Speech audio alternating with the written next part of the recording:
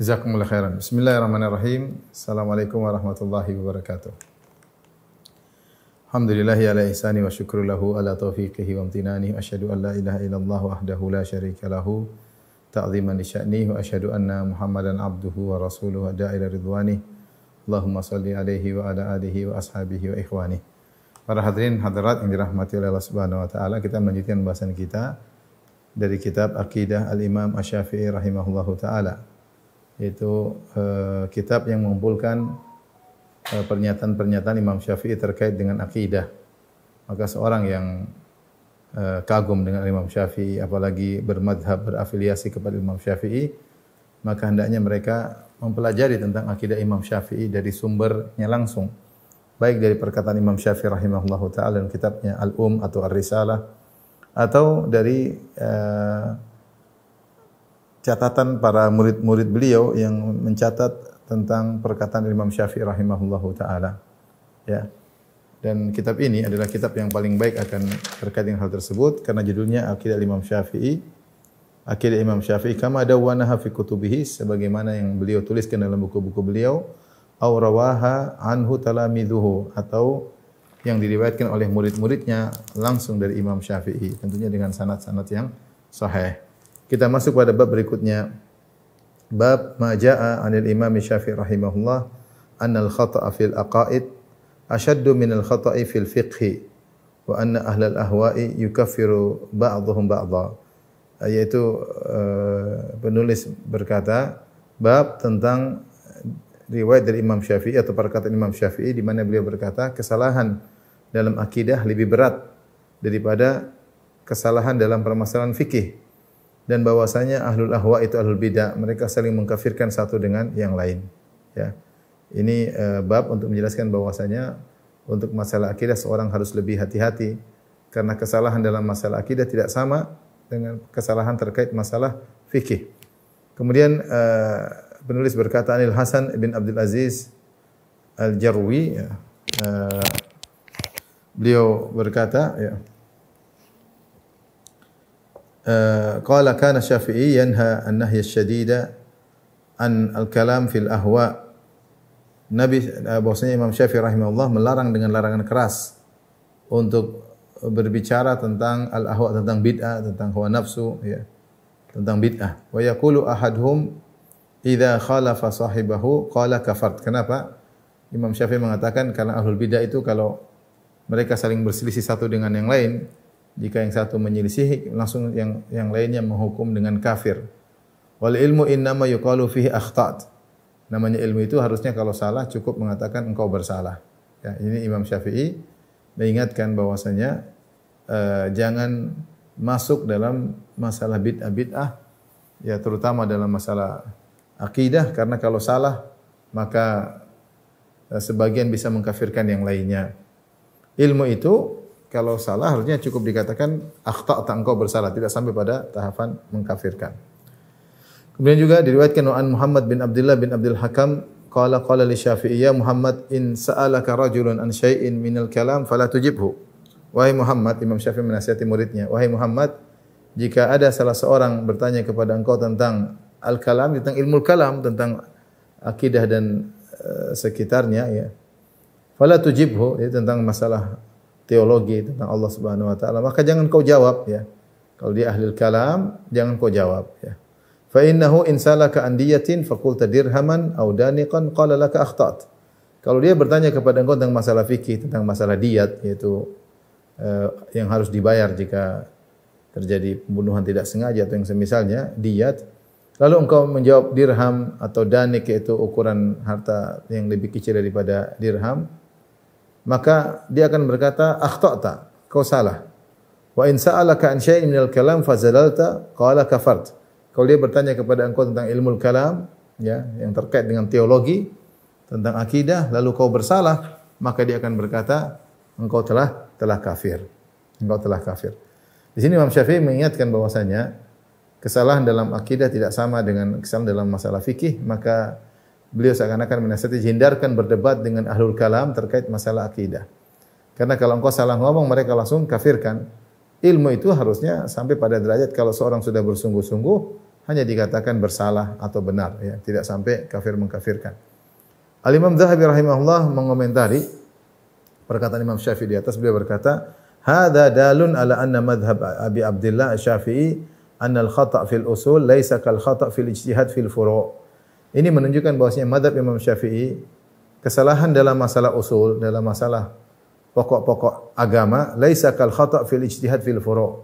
Bukan seperti kesalahan dalam ijtihad dalam masalah furu', ya. Oleh karenanya Imam Syafi'i menjelaskan berbahaya atau hati-hati ketika berbicara tentang masalah akidah, terutama kalau ada yang tanya tentang masalah al-kalam yaitu teologi, ya, yang dibangun di atas ilmu kalam, maka jangan dijawab. Karena kalau dijawab salah, maka langsung kau akan dikafirkan oleh mereka. Dan ahlul bid'ah, mereka saling mengkafirkan di antara mereka, ya, ketika berbicara tentang teologi. Harusnya namanya ilmu itu kalau salahnya dikatakan salah. Makanya ini peringatan dari Imam Syafi'i, beda antara kesalahan dalam masalah akidah dengan masalah fikih. Tentu dua hal yang berbeda. Masalah fikih lebih ringan, ya, kalau salah karena ijtihad maka tidak sampai pada sesat menyesatkan. Tapi kalau masalah akidah ini kalau salah berbahaya.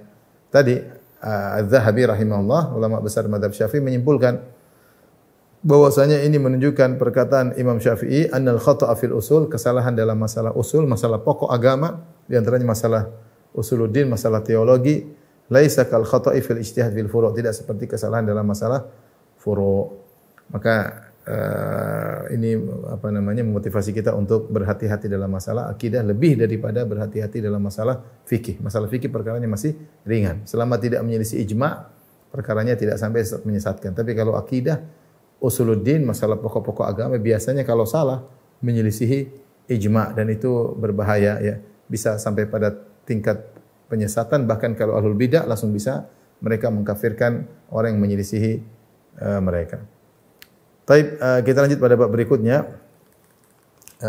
Ini bab yang penting juga, ya.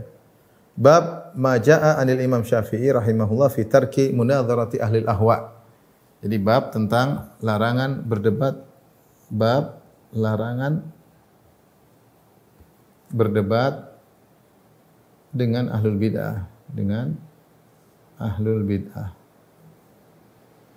dengan ahlul bid'ah. Kemudian penulis membawakan riwayat dari Ahmad bin Khalid Al-Khallal, qala sami'tu Syafi'i yaqul, aku mendengar Imam Syafi'i rahimahullah berkata, ma kallamtu rajulan fi bid'atin illa rajulan kana yatashayya. Aku tidak pernah ngomongin seseorang pun, aku berbicara seorang pun tentang bid'ah yang dia lakukan, aku tidak mau gubris, kecuali seorang yang terkena pengaruh Syiah, maka aku nasihati dia. Aku nasihati dia, ya.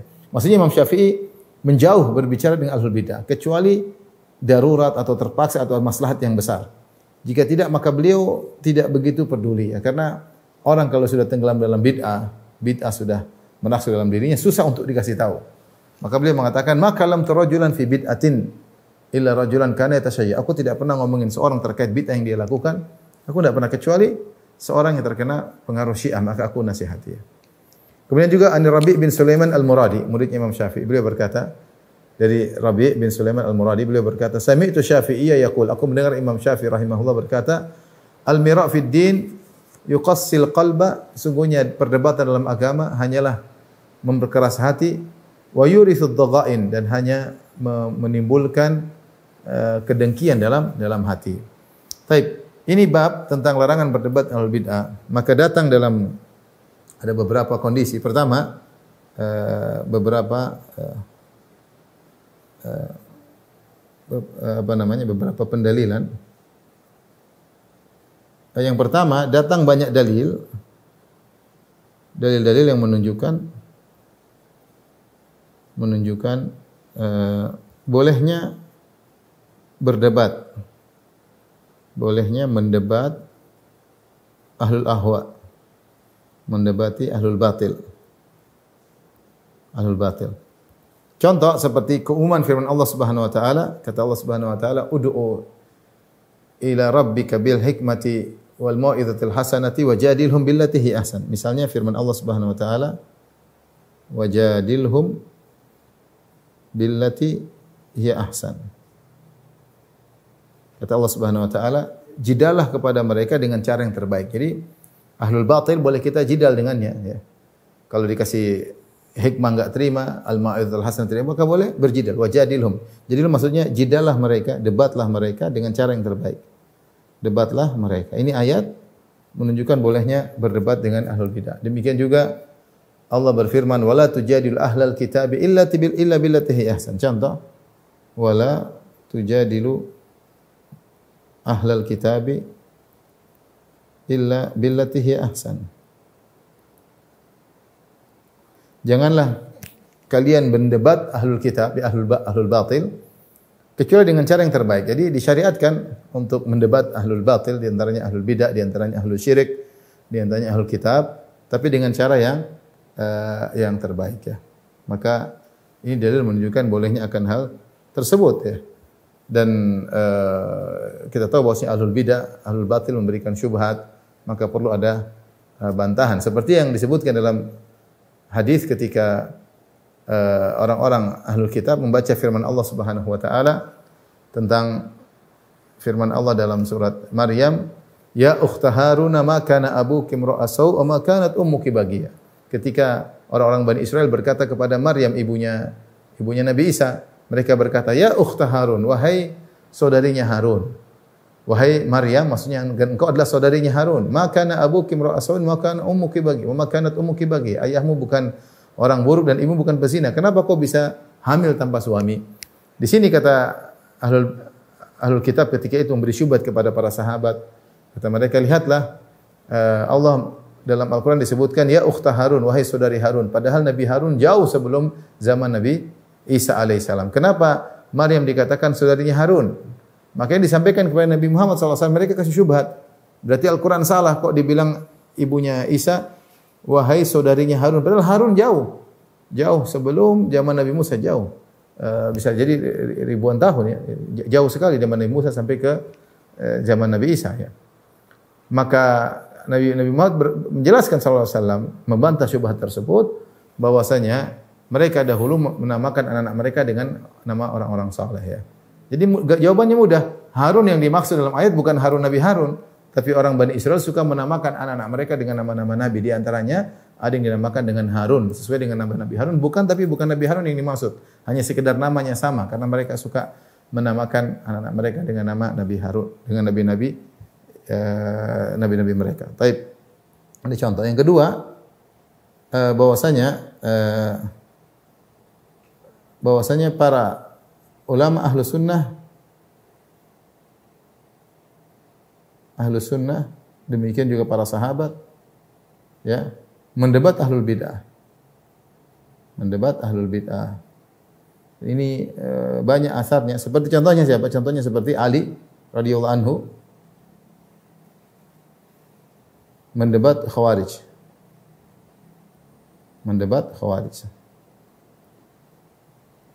Kemudian dua, misalnya Ibnu Abbas. Ali menyuruh Ibnu Abbas sebelum Ali menyerang Khawarij, kata Ibnu Abbas, biarkan aku bertemu dengan mereka. Ibnu Abbas akhirnya datang kepada Khawarij di tengah-tengah perkumpulan mereka, kemudian mendebat Khawarij. Mendebat Khawarij, akhirnya banyak di antara mereka yang sadar. Jadi debat sehingga akhirnya mereka sadar ya. Seperti disebutkan juga bagaimana ulama Ahlussunnah ya yang mendebat Ibnu Abi Duat di hadapan khalifah ya.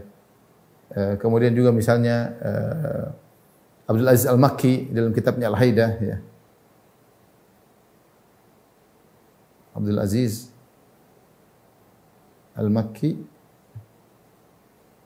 mendebat ahlul bid'ah di depan penguasa.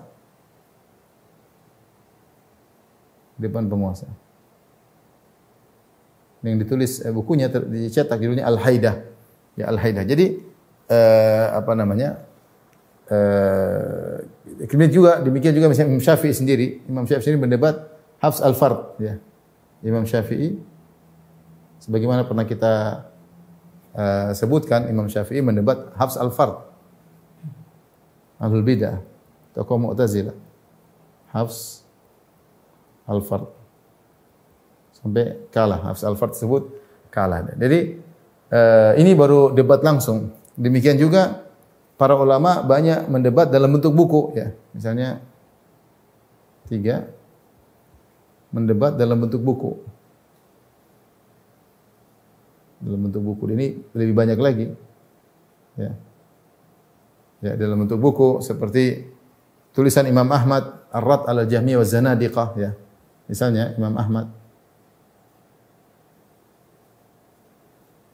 dalam kitabnya Ar-Rad 'ala Jahmiyah wa Zanadiqah. Imam Ahmad punya buku membantah khusus tentang syubhat-syubhat Jahmiyah dan kaum zindiq. Demikian juga misalnya bukunya Ad-Darimi, Raddud Darimi ala Bishr al-Marrisi.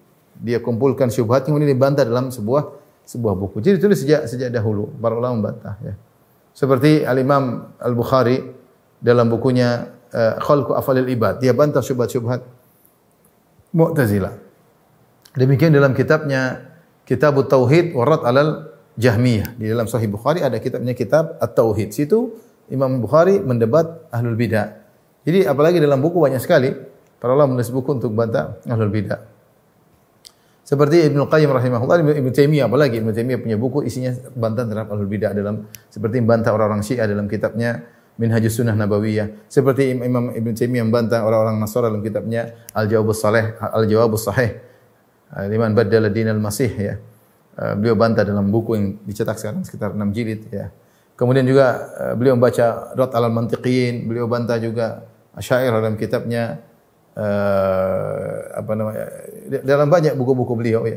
Intinya demikian Ibnu Qayyim rahimahullah taala, adapun mendebat dalam bentuk buku sangat banyak. Baik.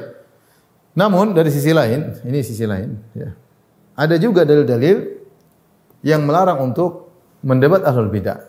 Jadi ada sisi lain, saya tulis ini, sisi lain ada riwayat-riwayat dari salaf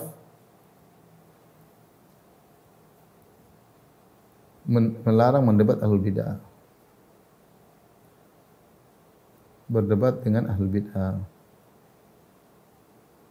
Dan ini juga banyak sekali, ya. Di antaranya tadi perkataan Imam Syafi'i. Perkataan Imam Syafi'i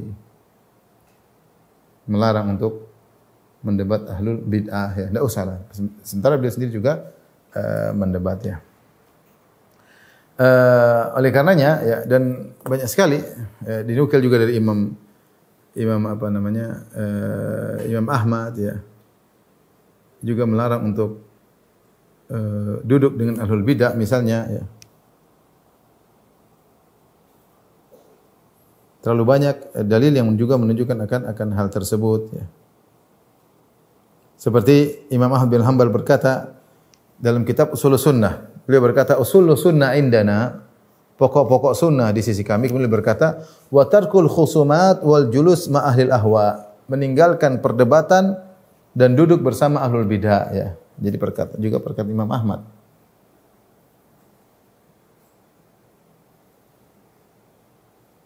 Taib.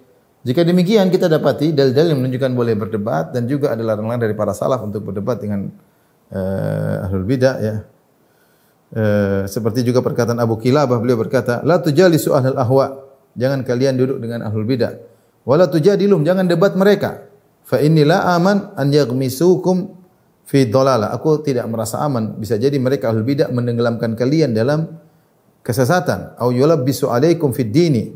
Ya. Ba'dha ma laisa alaihim, atau dia bikin kerancuan terhadap agama. Oleh karenanya dari sini kita mengambil kompromi dari dua hal ini, maka para ulama mengatakan boleh bermunadharah dengan ahlul bidah jika memenuhi syarat. Kesimpulan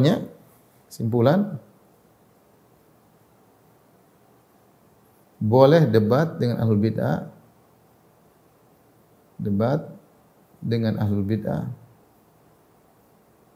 jika memenuhi persyaratan.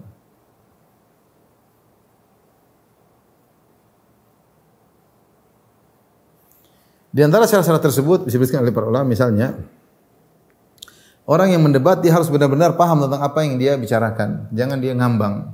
Ketika dia bicara tentang pendapat tentang suatu permasalahan, misalnya di antaranya benar-benar paham, ya. Satu, benar-benar paham.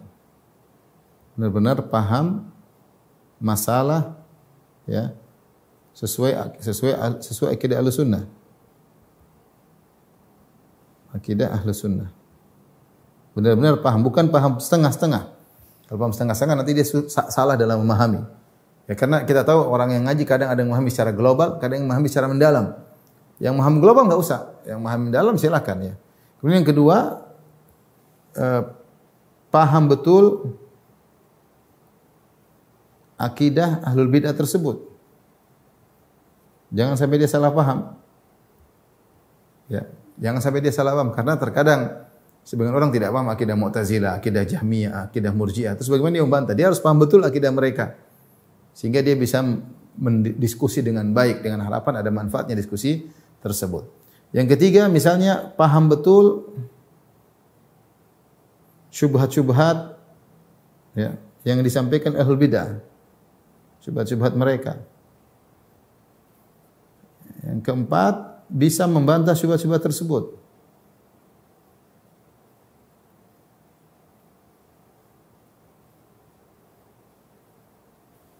Jadi dia benar-benar bisa membantah ahlul bidah tersebut ya. Kalau tidak bisa jangan ya, karena tidak semua syubhat bisa dibantah ya. Kemudian yang berikutnya misalnya jangan terbawa pada perkara-perkara yang di luar pembahasan. Jangan terbawa pada pembahasan di luar topik. Di luar topik. Kenapa? Karena ahlul bid'ah ketika mereka sering keluar dari pembahasan. Lari pembahasan. Kita sedang fokus A, dia lari ke B, lari ke C, kemudian banyak hal yang dia tidak ingin masuk pada. Maka seorang jangan terbawa. Ketika dia sedang debat, dia fokus pada pembahasan. Nah, ini kadang-kadang tidak semudah yang dibayang ketika berdiskusi dengan ahlul bid'ah karena mereka lari ke sana, lari ke sini sehingga tidak fokus ya, sehingga akhirnya ngambanglah perdebatan tersebut. Kemudian yang berikutnya, misalnya yang keenam, tetap menjaga adab. Menjaga adab dalam perdebatan, ya, dalam diskusi. Ya. Ini kalau tidak terpenuhi, kita tidak harus berdebat. Hidayah di tangan Allah Subhanahu wa taala. Hidayah di tangan Allah Subhanahu wa taala ya. Oleh karena seorang tidak masuk dalam perdebatan tersebut ya. Terkadang seorang Ahlus Sunnah terjebak untuk berdebat. Kenapa? Karena dipaksa misalnya. Dipaksa jika tidak maka akan begini dan itu terjadi ya. Terkadang kita dipaksa untuk berdiskusi karena jika tidak mereka akan melakukan misalnya kekerasan, melakukan penutupan suatu tempat dan sebagaimana yang pernah terjadi. Ya mau tidak mau kita diskusi. Asal kita tidak mau diskusi, hidayah di tangan Allah Subhanahu wa taala. Apalagi kita tahu ahlul bidah tersebut ngayal, kita bicara A dia bicara B.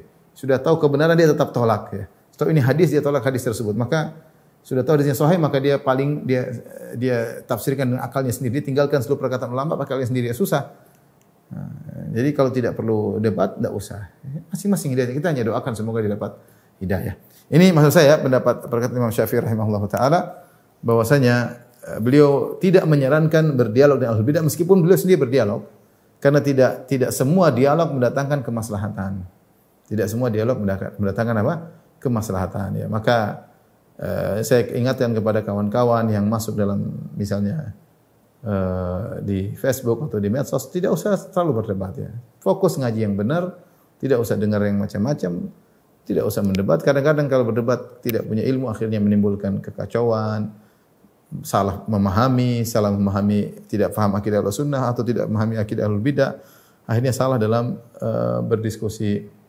Apalagi kata Imam Syafi'i tadi, al-mira' fid din yuqassil qalb. Berdebat dalam agama itu hanya membuat dada ini keras, wa yurithud dhaghain dan hanya menimbulkan kejengkelan. Tugas kita nyampaikan, enggak usah debat.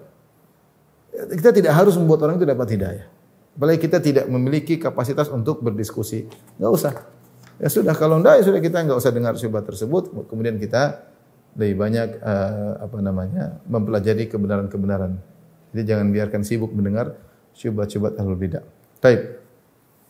Berikutnya bab tentang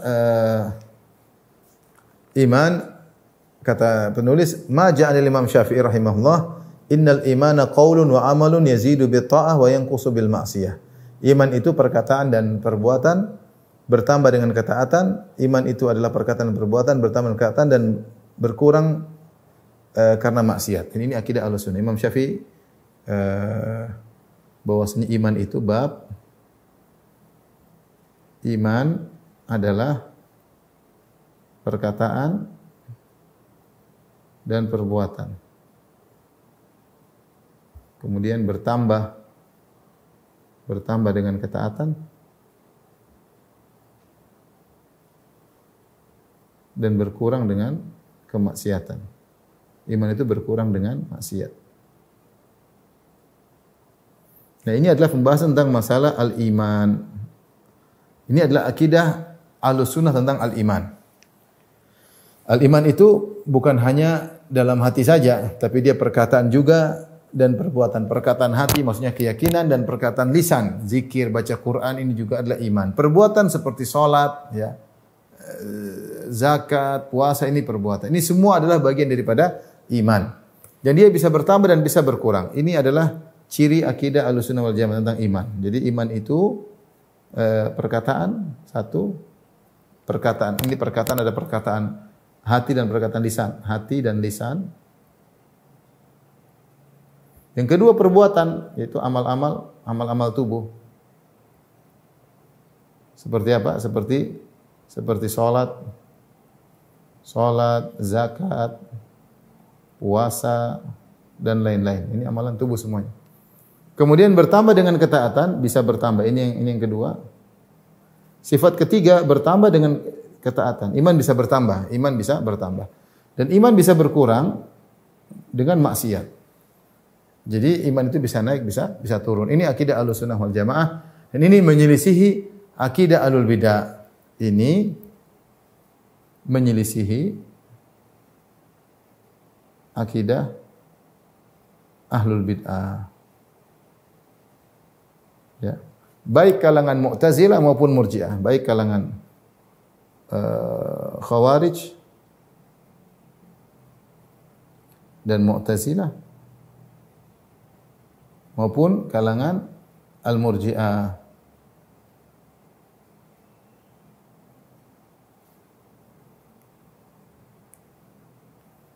Al-Murji'ah, ya. Baik. Kenapa menyelisihi? Karena Khawarij Mu'tazilah mereka mengatakan bahwasanya iman itu tidak bertambah, tidak berkurang, ya. Jika hilang sebagian maka hilang seluruhnya, ya. Iman, kata mereka, tidak bertambah, tidak berkurang.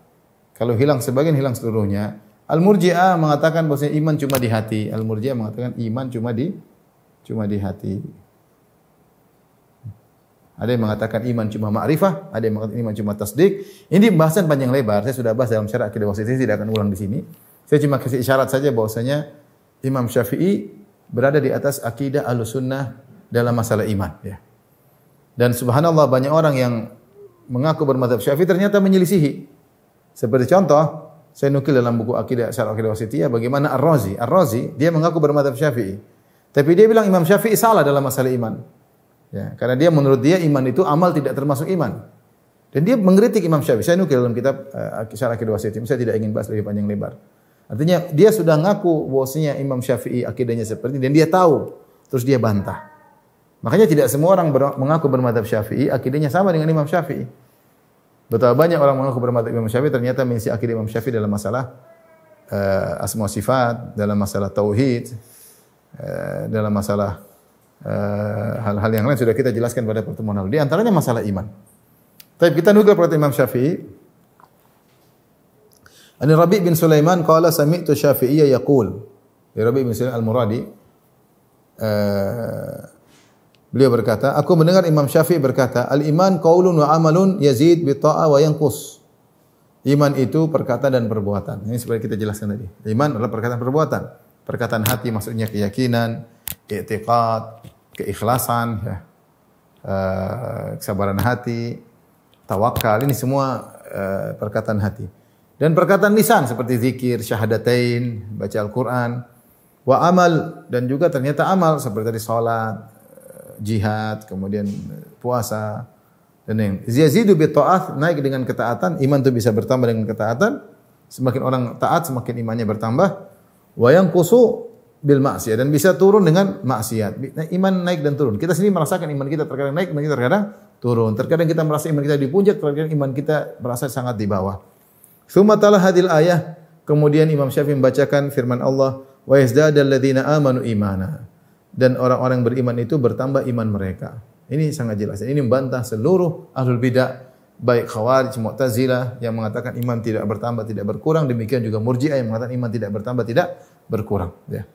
Jadi akidah Ahlussunnah wal Jamaah, dan perseteruan ini masih ada sampai sekarang. Ahlul bidah sampai sekarang masih menulis buku-buku mereka bahwasanya iman tidak bertambah dan tidak berkurang. Bahwasanya iman cuma masalah di hati, tidak terkait dengan amalan anggota tubuh yang lainnya. Kemudian saya bacakan lagi, wa an Harmalah bin Yahya, murid Imam Syafi'i. Beliau berkata, ijtama'a Hafs al-Fard. Ini tadi yang ahlul bidah Jahmi atau Mu'tazili. Dia berkumpullah Hafs al-Fard wa Mislaq al-Ibadhi. Dua orang berkumpul. Inda Syafi'i fi daril Jarwi, atau mereka kumpul di sisi Imam Syafi'i di salah satu rumah murid Imam Syafi'i. Yakni di Mesir, di Mesir mereka, di kota Mesir mereka berkumpul. Fakhtasama fil iman. Lalu mereka berdua berdebat dalam masalah iman, yaitu Hafs al-Fard dan Mislaq al-Ibadhi. Mereka saling berdebat. Fahtajja Mislaq fi ziyadah wan nuqsan. Maka Mislaq berdalil dengan Al-Qur'an dan Sunnah tentang bahwa iman bertambah dan berkurang. Wahtajja Hafs al-Fard fi anna al-iman qaulun. Hafs al-Fard membantah Mislaq dengan mengatakan iman hanya perkataan, tidak bertambah, tidak berkurang. Fa'ala Hafs al-Fard ala Mislaq. Akhirnya Hafs al-Fard menang debat melawan Mislaq. Wa qawiya alaihi, dan dia kuat. Wa dha'ufa Mislaq. Mislaq kalah debat. Faham ya Syafi'i, maka Imam Syafi'i ketika perdebatan dan ternyata Mislaq kalah. Wa taqalladal mas'alah, maka permasalahan langsung diambil oleh Imam Syafi'i, dia yang ngurusin, dia masuk dalam perdebatan tersebut. Ala annal iman qaulun wa amalun wa yazid wa yanqus. Maka Imam Syafi'i menjelaskan dengan dalil bahwa iman itu perkataan dan perbuatan, sebagaimana akidah Ahlussunnah, bertambah dan berkurang. Fatahana Hafsan al-Fard wa qata'ahu, akhirnya dia pun menggerus dan mengalahkan Hafs al-Fard, dan dia memotongnya, yaitu mengalahkan debat, ya, mengalahkan debat Hafs. Ini contoh Imam Syafi'i mendebati Hafs al-Fard, dan bukan sekali saja dia mendebati Hafs al-Fard, dia sudah mendebati juga dalam masalah-masalah yang lain sebagaimana pernah kita nukilkan, ya. Ini dalil bahwasanya Imam Syafi'i berakidah Ahlus Sunnah dalam masalah iman. Ini menyelisih orang-orang yang mengaku mazhab Syafi'i. Seperti Asy'ariyah mengatakan mereka bermadzhab Imam Syafi'i. Tapi masalah iman tidak. Masalah iman mereka mengaku iman cuma di hati.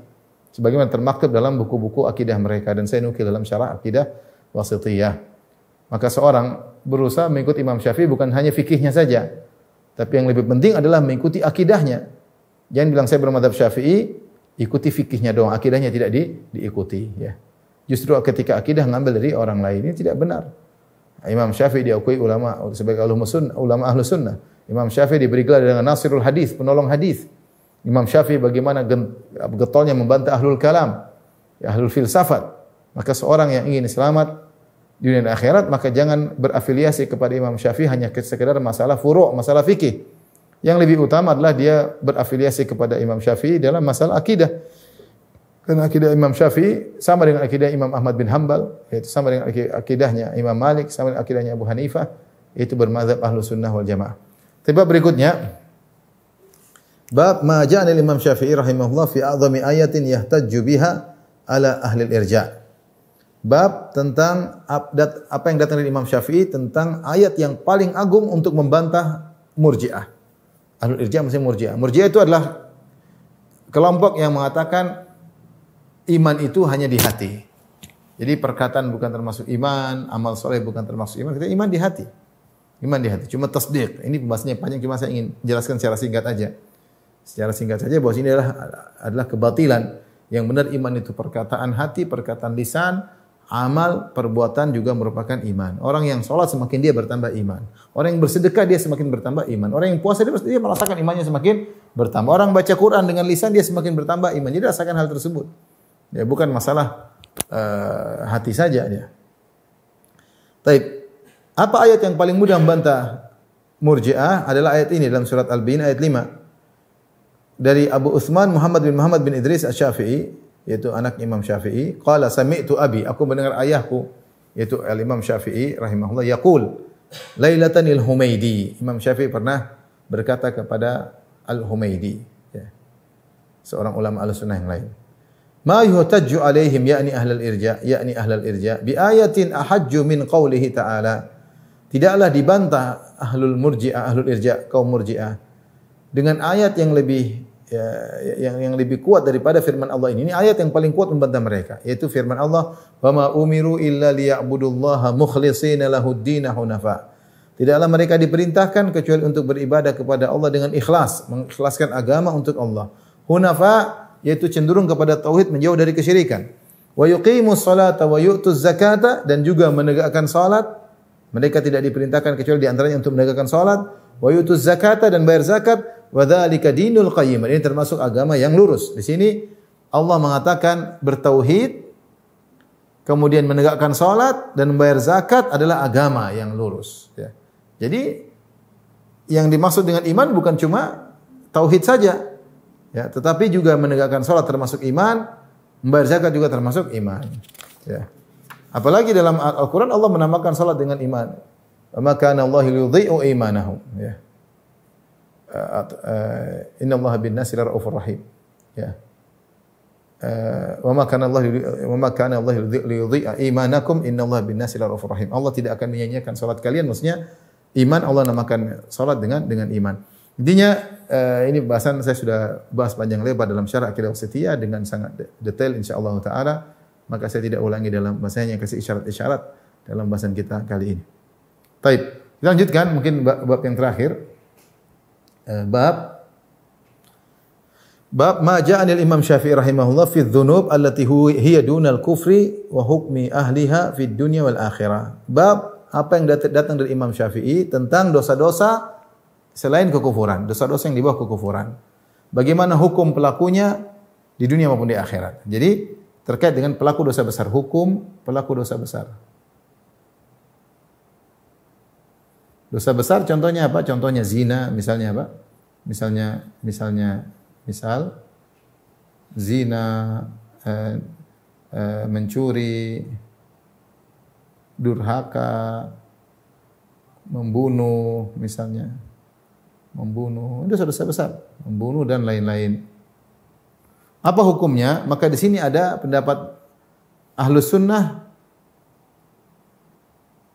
kemudian Al-Khawarij dan Mu'tazilah, ya. Ahlul Bid'ah. Adapun Ahlus Sunnah, maka pelaku dosa besar tidak kafir selama dosa besar tersebut bukan kufuran. Kalau kufur syirik maka kafir. Pelaku dosa besar tidak kafir. Ya. Di akhirat di bawah kehendak Allah, tahta masyiatillah, disebut dengan di bawah kehendak Allah. Istilah kita dalam bahasa Arab tahta masyiatillah. Di bawah kehendak Allah. Jika Allah berkehendak tahta masyiatillah, ya. Jika Allah berkehendak Allah azab, jika tidak Allah ampuni. Jika berkehendak Allah azab,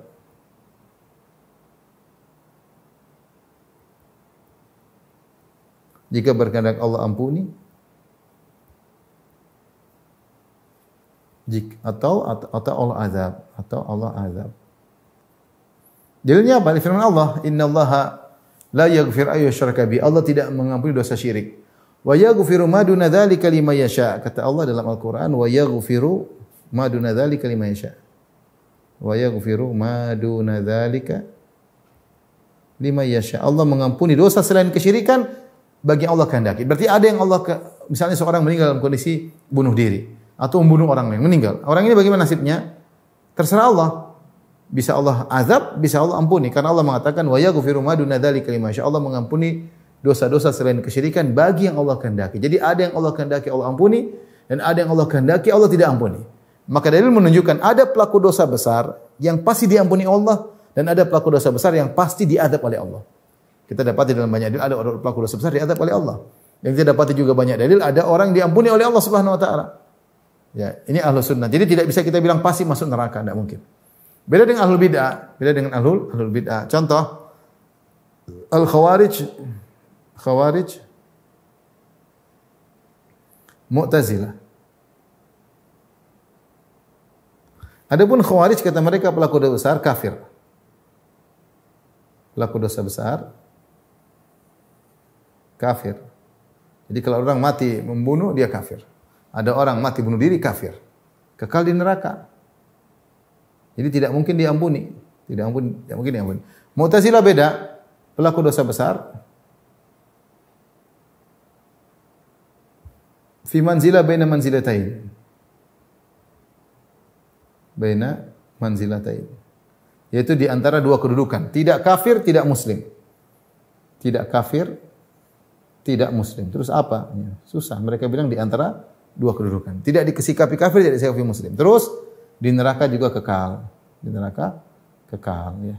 Ini saya juga bahas dalam panjang lebar tentang masalah ini dalam Syarah Aqidah Wasithiyah. Saya ingin menjelaskan bahwasanya akidah Imam Syafi'i adalah akidah Ahlussunnah dalam hal ini. Tidak seperti Khawarij, tidak seperti Mu'tazilah. Tapi kita bacakan. An-Rabi' bin Sulaiman Al-Muradi.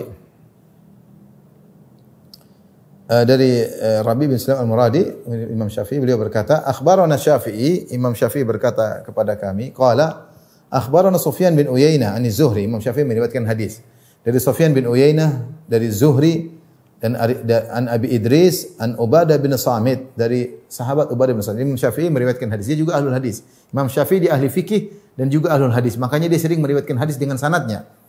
Kali ini dia meriwayatkan dari Ubadah bin Samit. Dan ini juga dalam Sahih Bukhari disebutkan. Beliau berkata, qala, dalam Sahih Bukhari dan Muslim, qala kunna ma'a Rasulillah sallallahu alaihi wasallam. Kata Ubadah bin Samit radhiyallahu anhu, suatu hari kami bersama Rasulullah sallallahu alaihi wasallam fi majlisin, dalam suatu majlis.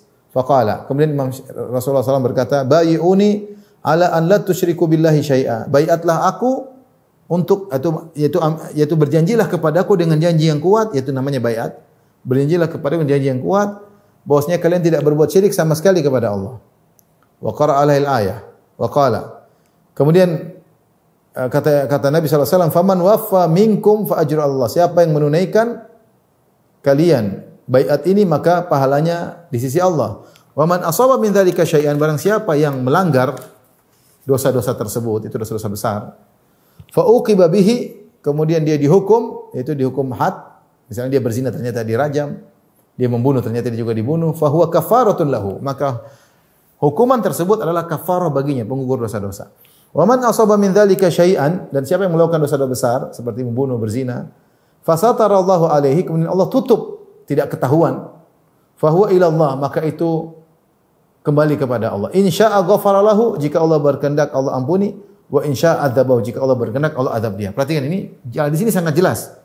Hadis Ubadah bin Samit menjelaskan akidah Ahlussunnah wal Jamaah. Jadi Nabi berkata, siapa yang terjerumus dalam dosa besar, kata Nabi sallallahu alaihi wasallam, seperti apa membunuh atau berzina, maka ada dua kemungkinan. Yang pertama dihukum had. Seperti kalau membunuh juga dibunuh, kalau berzina dirajam. Maka kata Nabi sallallahu alaihi wasallam, hukuman ini jadi kafarah. Penggugur dosa. Jadi dari zahir hadis ini, kalau ada orang melakukan kemaksiatan lalu dihukum had, maka dosa-dosanya terhapus. Ini kemudian yang pertama. Kemudian yang kedua, tidak ketahuan, ditutup oleh Allah. Karena ditutup oleh Allah. Sehingga tidak dihukum had.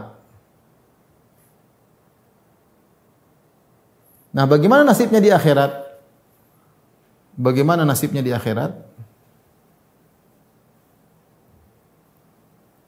Apa kata Nabi sallallahu alaihi wasallam? Ada dua kemungkinan.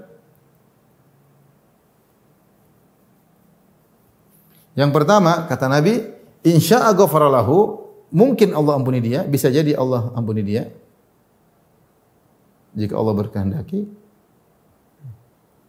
Yang kedua, wa in sya'adzabahu, bisa jadi Allah mengazabnya.